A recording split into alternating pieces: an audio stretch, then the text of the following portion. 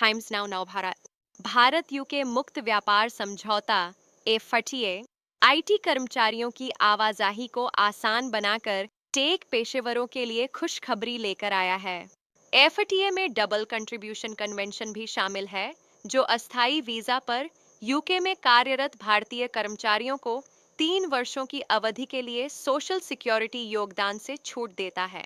इससे इन कर्मचारियों के वेतन का लगभग 20% बचाया जा सकेगा, जिससे सीधे तौर पर 60,000 से अधिक आईटी कर्मचारियों को लाभ होगा। प्रधानमंत्री नरेंद्र मोदी ने अपने ब्रिटिश समकक्ष कीर स्टारमर के साथ टेलीफोनिक बातचीत के बाद इस एफटीए की घोषणा की। भारत और यूनाइटेड किंगडम के बीच यह मुक्त व्यापार समझौता एफटीए उन 5.4 मिलियन भारतीय आईटी सेवा कर्मचारियों के लिए अच्छी खबर लेकर आया है, जो इंग्लैंड में वैश्विक भूमिकाएं हासिल करने की उम्मीद कर रहे हैं, क्योंकि व्यापार में आने वाली बाधाओं को कम किया गया है। इसे यूके की ओर से सबसे महत्वाकांक्षी एफटीए प्रतिबद्धता कहा गया है। नई नीतियां अनुबंधित सेवा प्रदाताओं सहित पेशेवरों की आवाजाही को आसान बनाएंगी, जिसका प्रत्यक्ष लाभ सूचना प्रौद्योगिकी आईटी क्षेत्र को मिलेगा। भारत ने इंजीनियरिंग, कंप्यूटर संबंधी सेवाएं और दूरसंचार सेवाओं जैसे क्षेत्रों में डिजिटल रूप से प्रदत्त सेवाओं पर भी महत्वपूर्ण प्रतिबद्धताएं हासिल की हैं।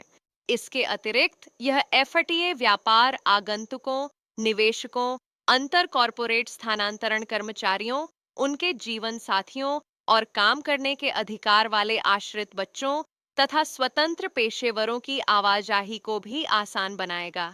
उद्योग विशेषज्ञों और विश्लेषकों ने इसे दोनों देशों के बीच एक ऐतिहासिक क्षण करार दिया है। इस पर प्रतिक्रिया व्यक्त करते हुए सॉफ्टवेयर उद्योग संगठन नासकॉम ने कहा कि यह समझौता दोनों वैश्विक नवाचार केंद्रों के बीच गहरे होते आर्थिक सहयोग का प्रमाण है और यह व्यापार, निवेश और रोजगार सृजन को बढ़ावा देने की दिशा में एक महत्वपूर्ण कदम है। यह समझौता सेवा व्यापार को प्रोत्साहित करेगा, सीमा पार नवाचार को बढ़ावा देगा और भारतीय प्रतिभा के लिए उच्च गुणवत्ता वाली रोजगार के अवसर उत्पन्न करेगा।